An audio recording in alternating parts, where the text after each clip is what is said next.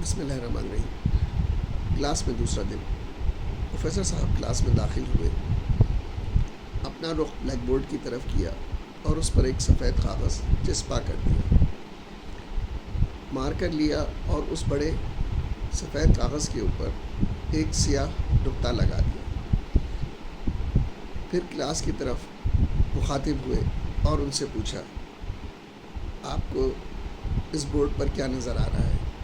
سب نے یکجا ہو کر کہا کہ سر ہمیں اس پر ایک سیاہ نقطہ دکھائی دے رہا ہے۔ کلاس تھوڑے شش و پنج میں تھی کہ پروفیسر صاحب کیا سکھانے کی کوشش کر رہے ہیں۔ پہلے دن وہ آئے تھے تو انہوں نے ایک لکیر کھینچ دی تھی، آج آئے ہیں تو انہوں نے ایک نقطہ لگا دیا ہے۔ کلاس کا جواب سننے کے بعد پروفیسر صاحب مسکرائے اور کہا کہ تعجب کی بات ہے کہ اتنا بڑا سفید کاغذ اپنی چمک اور آب و تاب کے باوجود آپ کی نظروں سے اوجھل رہا اور آپ سب کو اس کے اوپر محض ایک سیاہ نقطہ نظر آیا ہے۔ ہماری زندگی بھی اسی سیاہ نقطے اور کاغذ کی مانند ہے۔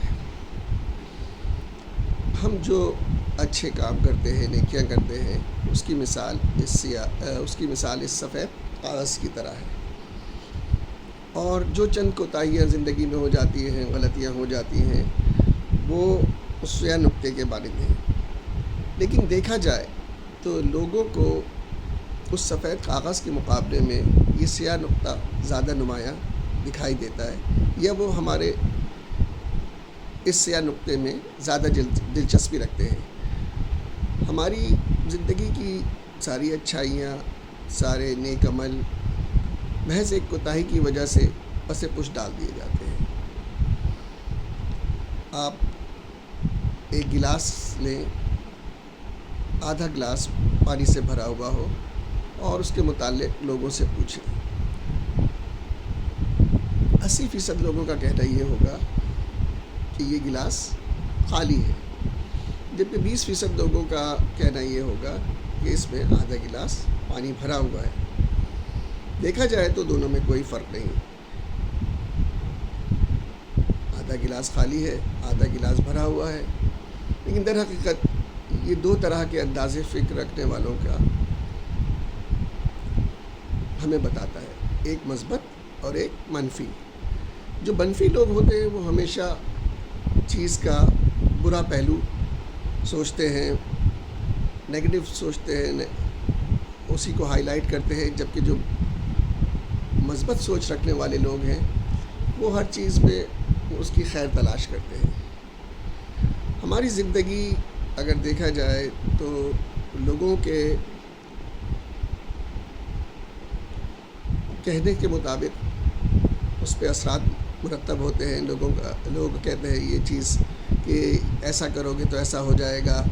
ہم اکثر لوگوں کے بارے میں سوچتے ہیں کہ لوگ کیا کہیں گے، اور یہ چیز ہمیں ایک دوراہے پہ لا کے کھڑا کر دیتی ہے اور ہمیں ڈیسیجن لینے میں مشکل ہوتی ہے۔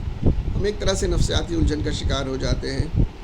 اس لیے ہمیں چاہیے کہ ہم جو بھی کرنے کا سوچیں، جو قدم بھی اٹھائیں، وہ یہ سوچ کر اٹھائیں کہ ہم ہر شخص کو مطمئن نہیں کر سکتے، اور دوسرا ہم اس چیز کے اندر نیگیٹو اور پازیٹیو دونوں پہلوؤں کو دیکھیں اور ان کو کمپیئر کریں۔ میں امید کرتا ہوں کہ آپ جب بھی ایسا کریں گے آپ کو یقیناً اچھائی جو ہے، کسی بھی چیز کی اچھائی اس کی برائی کے اوپر حاوی ہوتی ہوئی نظر آئے گی اور آپ کے ڈیسیجن میں آپ کی مدد کرے گی۔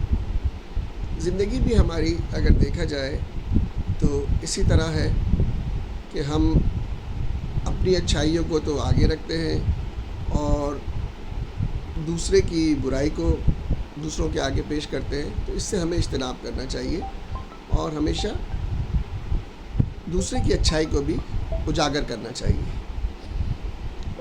امید کرتا ہوں کہ آپ اس چیز کا زندگی میں خیال رکھیں گے۔ اللہ حافظ۔